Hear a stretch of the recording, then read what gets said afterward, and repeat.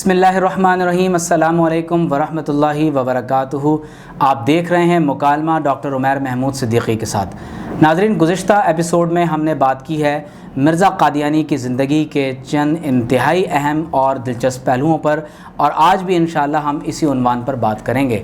اگر آپ نے ابھی تک ہمارے یوٹیوب چینل کو سبسکرائب نہیں کیا تو ہمارے یوٹیوب چینل کو ضرور سبسکرائب کیجئے، اور ہمارے فیس بک کے پیج کو بھی لائک کیجئے تاکہ تسلسل کے ساتھ ہمارے یہ پروگرام آپ تک پہنچتا رہے۔ آج ہم بات کر رہے ہیں اسی موضوع کے تسلسل میں مرزا قادیانی کی زندگی کے چند اہم اور دلچسپ پہلوؤں پر۔ لاسٹ ایپیسوڈ میں ہم نے مرزا قادیانی کے والد کی اس سے متعلق جو رائے تھی اس کو پیش کیا، اور ہم نے آپ کے سامنے یہ بات پیش کی کہ مرزا قادیانی ایک انتہائی غبی، نکما، بلید الذہن، بے وقوف اور انتہائی احمق انسان تھا۔ اس کا باپ اس سے بہت زیادہ ناراض رہا اور اپنے بیٹے کو نالائق کہتا رہا، لیکن باپ کی نصیحت اور وصیت اپنے بیٹے کے کسی کام نہ آئی۔ مرزا قادیانی نے قانون کا امتحان پاس کرنے کی کوشش کی تاکہ قانونی مقدمات میں اپنے باپ کی مدد کر سکے، لیکن مرزا قادیانی اس قانونی امتحان میں نقل کی وجہ سے فیل ہو گیا۔ اسی طرح سے مرزا قادیانی کو جوانی کی ہی عمر سے بہت سے عوارضات لاحق ہو چکے تھے، جن میں سے چند بیماریوں کا ہم نے اس ایپیسوڈ میں ذکر بھی کیا۔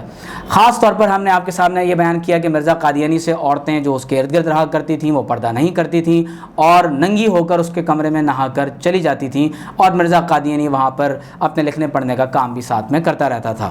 اس کے ساتھ آپ نے یہ بھی دیکھا کہ ایک ایسا شخص کہ بارش کے موسم میں ایک کمرہ، ایک بوڑھا آدمی، اس کی ایک جوان بیٹی، اور بارش کے اس موسم میں مرزا قادیانی نے اس بوڑھے آدمی کے گھر میں گھسنے کی بھی کوشش کی اور بالآخر انہیں دھکے دے کر وہاں سے نکال دیا گیا۔ سیرت المہدی جلد نمبر 1 صفحہ نمبر 49۔ اور یاد رکھیں کہ سیرت المہدی وہ کتاب ہے کہ جسے مرزا قادیانی کے بیٹے مرزا بشیر احمد ایم اے نے تصنیف کیا ہے، اور 2 جلدوں میں یہ کتاب قادیانیت میں انتہائی اہمیت کے حامل اس لیے ہے کہ یہ مرزا قادیانی کی سوانح حیات اس کے اپنے بیٹے نے رقم کی ہے، یعنی گھر کی گواہی ہے۔ اب آپ دیکھیں گے پہلے جو ہم نے حوالہ جات پیش کیے وہ مرزا قادیانی کے باپ اور اس کے مرید کے تعلق سے تھے۔ آج ہم بات کریں گے خاص طور پر کہ مرزا قادیانی کے بیٹے نے اپنے باپ کے بارے میں کیا رقم کیا۔ سیرت المہدی صفحہ نمبر 49 پر لکھا ہے، اور والدہ صاحبہ بیان فرماتی ہیں کہ حضرت مسیح موعود یعنی قادیانیوں کے مطابق مرزا قادیانی عموماً ریشمی اظہار بند استعمال فرماتے تھے، کیونکہ آپ کو پیشاب جلدی جلدی آتا تھا، اس لیے ریشمی اظہار بند رکھتے تھے تاکہ کھلنے میں آسانی ہو اور گرا بھی پڑ جاوے تو کھولنے میں دقت نہ ہو۔ صوتی اظہار بند میں آپ سے بعض دفعہ گرا پڑ جاتی تھی تو آپ کو بہت تکلیف ہوتی تھی۔ ناظرین، آپ نے ملاحظہ کیا کہ مرزا قادیانی کو ریشمی اظہار بند دیا گیا۔ اس کی وجہ یہ ہے کہ مرزا قادیانی کو ایک بیماری کثرت سے پیشاب آنا بھی تھا، اور اس کو ایک دن میں 100 مرتبہ پیشاب آتا تھا۔ اب آپ اندازہ کیجئے کہ اگر ایک آدمی روزانہ دن رات 100 مرتبہ پیشاب کرتا ہو اور بیت الخلاء میں اس کے اظہار بند میں گرہ لگ جاتی ہو اور گرہ کھول نہ پاتا ہو تو یقیناً ایسے شخص کی شلوار کئی مرتبہ اپنے ہی پیشاب میں گندی اور ناپاک ہو جاتی ہوگی۔ اسی طرح سے سیرت المہدی صفحہ نمبر 60 پر لکھا ہے، نیز بیان کیا کہ مجھ سے حضرت والدہ صاحبہ نے کہ جب سے حضرت مسیح موعود کو دورے پڑنا شروع ہوئے اس وقت سے آپ نے سردی گرمی میں گرم کپڑے کا استعمال شروع فرما دیا تھا۔ ایک دفعہ کوئی شخص آپ کے لیے گرگابی لے آیا۔ گرگابی یعنی جوتا جو صرف نیچے پنجے تک ہوتا ہے، آپ نے پہن لی، مگر اس کے الٹے سیدھے پاؤں کا آپ کو پتہ نہیں لگتا تھا۔ کئی دفعہ الٹی پہن لیتے تھے اور پھر تکلیف ہوتی تھی۔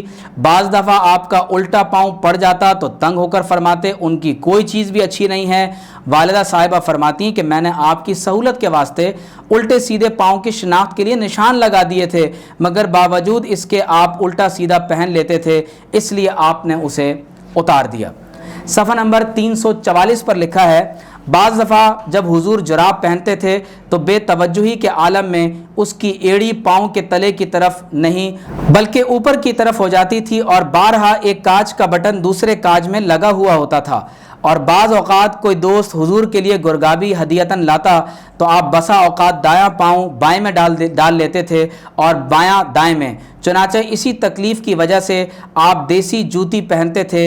इसी तरह खाना खाने का ये हाल था कि ख़ुद फरमाया करते थे कि हमें तो उस वक्त पता लगता है कि क्या खा रहे हैं जब खाते खाते कोई कंकर वगैरह का रेज़ा दांत के नीचे आ जाता। हज़रत मसीह मऊद अलैहिस्सलाम को कादियानियों के मुताबिक अपनी वफ़ात से कबल साल हा साल इस हाल का आर्ज़ा रहा था, यानी दस्तों का मर्ज़ रहा। चुनाचा हुजूर इसी मर्ज़ में फ़ौत हुए। बारहा देखा गया कि हुजूर को दस्त आने के बाद ऐसा ज़ोफ़ होता था कि हुजूर फ़ौरन दूध का गिलास मंगवा कर पीते थे। इसी तरह सीरतुल महदी में सफ़ा नंबर 417 पर लिखा है कि बारहा देखा गया कि बटन अपना काज छोड़कर दूसरे ही में लगे हुए होते थे, बल्कि सदरी के बटन कोट के काजू में लगाए हुए देखे गए। इसी तरह से सफ़ा नंबर 418 पर लिखा है कि मगर बारहा जुराब इस तरह पहन लेते कि वो पैर पर ठीक न चढ़ती, कभी तो सिरा आगे लटकता रहता और कभी जुराब की एड़ी की जगह पैर की पुश्त पर आ जाती, कभी एक जुराब सीधी दूसरी उल्टी।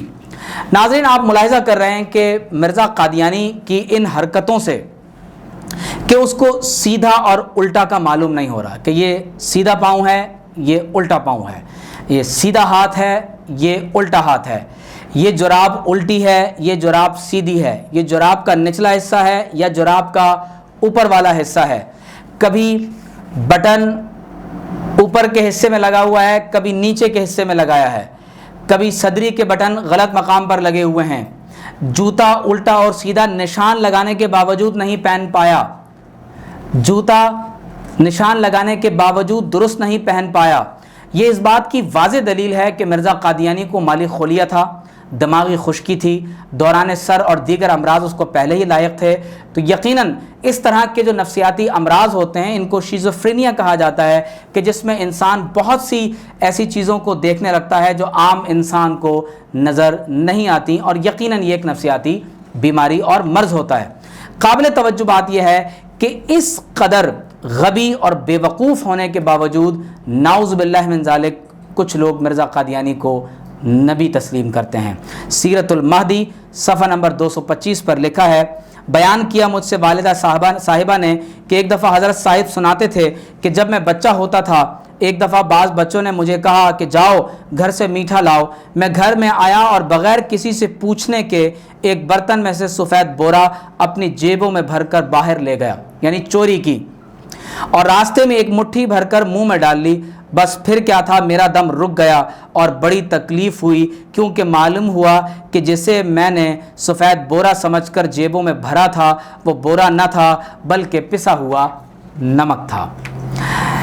नाज़रीन, आप मुलाहिज़ा कर रहे हैं कि मिर्ज़ा कादियानी के जो अफ़ाल हैं उससे ये बात वाज़ेह हो रही है कि एक बहुत ही गबी और बेवकूफ़ और अहमक इंसान, बचपन ही से बेवकूफ़ी उस पर मुसल्लत रही और ये हमाकत के अंदाज़ उस पर हमेशा कायम दायम रहे। और मिर्ज़ा कादियानी पर आप जानते हैं कि दौरे भी पड़ते थे। मिर्ज़ा कादियानी की जो बीमारियां हैं उस पर हम तफसीली बात इंशाअल्लाह आइंदा आने वाली एपिसोड्स में करेंगे, लेकिन इस प्रोग्राम में हम आपको ये बता रहे हैं कि मिर्ज़ा कादियानी की ज़िंदगी के चंद दिलचस्प अहम पहलू। मुलाहिज़ा कीजिए मकतूबात अहमद जल्द अव्वल सफ़ा नंबर 342। मिर्ज़ा कादियानी ने अपने एक दुश्मन पर लानत की और कहा कि उस पर 10 बार लानत। तो अब आप अंदाज़ा कीजिए कि लानत कैसे भेजी। मुलाहिज़ा कीजिए, नंबर 1 लानत, नंबर 2 लानत, नंबर 3 लानत, नंबर 4 लानत, लानत लानत लानत लानत लानत लानत। मिर्ज़ा कादियानी ने 10 मरतबा लानत के लफ्ज़ को लिखा।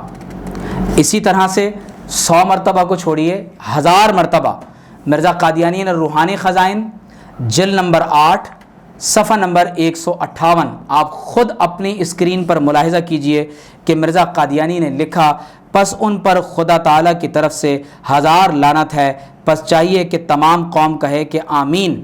अब आप अपनी स्क्रीन पर ज़रा मुलाहिज़ा कीजिए कि मिर्ज़ा कादियानी ने जो रूहानी ख़ज़ाइन की 23 जल्दें लिखी हैं, 11,500 सफ़ात लिखे हैं, तो वो 11,000 सफ़ात कैसे लिखे हैं?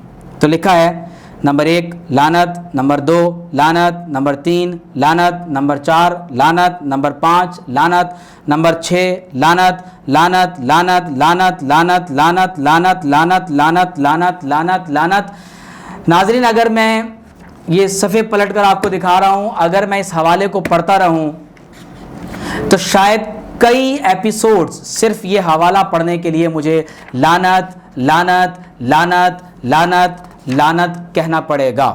آپ ملاحظہ کر رہے ہیں کہ کس طرح سے صفحہ نمبر 158، 159، 160، 161، 162 ان تمام تر صفحات پر آپ کو مرزا قادیانی کے یہ جملے بکھرے ہوئے دکھائی دے رہے ہیں کہ اس نے سب لوگوں پر لعنت کی اور لعنت کو نعوذ باللہ اپنا وتیرہ بنا لیا۔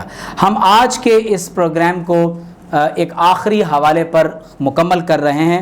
ہم نے محمدی بیگم کے حوالے سے اور نصرت جہاں بیگم کے حوالے سے مرزا قادیانی نے جو دوسری شادی کی اور پھر تیسری شادی کی کوشش کی ہم تفصیلاً بات کر چکے ہیں۔ جب مرزا قادیانی کی شادی نصرت جہاں بیگم سے ہوئی تو مرزا قادیانی بوڑھا ہو چکا تھا اور اس کی ہونے والی بیوی نصرت جہاں بیگم ایک بہت ہی کم عمر اور انتہائی نوجوان لڑکی تھی۔ مرزا قادیانی نے تذکرہ صفحہ نمبر 98 پر لکھا ہے کہ جب مرزا قادیانی نے ایک دوسری شادی کا یعنی ارادہ کیا اور دوسری شادی کی ایک نوجوان لڑکی سے، جب مرزا قادیانی کی عمر 50 برس ہو چکی ہے، لڑکی کی عمر 14، 15، 16 سال ہے، تو آپ اندازہ کیجئے کہ مرزا قادیانی کی اس وقت مردانگی کی کیفیت کیا تھی۔ ہم مرزا قادیانی کی تحریر سے خود پڑھتے ہیں۔ نومبر 1884 ایک ابتلا مجھ کو اس شادی کے وقت پیش یہ آیا کہ بباعث اس کے کہ میرا دل اور دماغ سخت کمزور تھا اور میں بہت سے امراض کا نشانہ رہ چکا تھا، میری حالت مردمی کل عدم تھی، یعنی میں نامرد تھا اور گویا کہ مرد ہی نہ تھا، اور پیرانہ سالی کے رنگ میں میری زندگی تھی۔ اس لیے میری اس شادی پر میرے بعض دوستوں نے افسوس کیا کہ آپ بباعث سخت کمزوری کے اس لائق نہ تھے۔ ناظرین آپ نے ملاحظہ کیا کہ مرزا قادیانی اپنی دوسری شادی کے وقت نامرد تھا۔ اس نے خود لکھا کہ میری حالت مردمی کالعدم تھی، لیکن تعجب کی بات یہ ہے کہ اس کے باوجود مرزا قادیانی کے ہاں روحانی تعلق کی بنا پر اس عورت سے 10 اولادیں پیدا ہوئیں، 5 بیٹے اور 5 بیٹیاں۔ میں اب اس بارے میں مزید تفصیل میں نہیں جانا چاہوں گا، ناظرین خود سمجھدار ہیں، اللہ تبارک و تعالی سب کو ہدایت عطا فرمائے۔ اگلی نشست میں جب ہم مرزا قادیانی کی بیماریوں پر بات کریں گے تو ہم آغاز یہاں سے کریں گے کہ مرزا قادیانی کو حیض کا خون بھی آتا تھا۔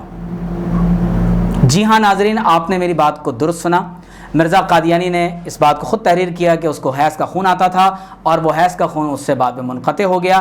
یہ تمام باتیں اس بات کی دلیل ہیں کہ ایک غبی، بلید الذہن، بے وقوف، احمق، نکما، نکھٹو، ہڈ حرام شخص جس کا باپ اسے نالائق کہتا ہے اور مولوی بھی بننے کے قابل نہیں سمجھتا، تو یقیناً ایسا شخص جب دعویٰ نبوت کرتا ہے تو اسے دماغی مرض کہا جا سکتا ہے، اسے شیزوفرینیا کہا جا سکتا ہے۔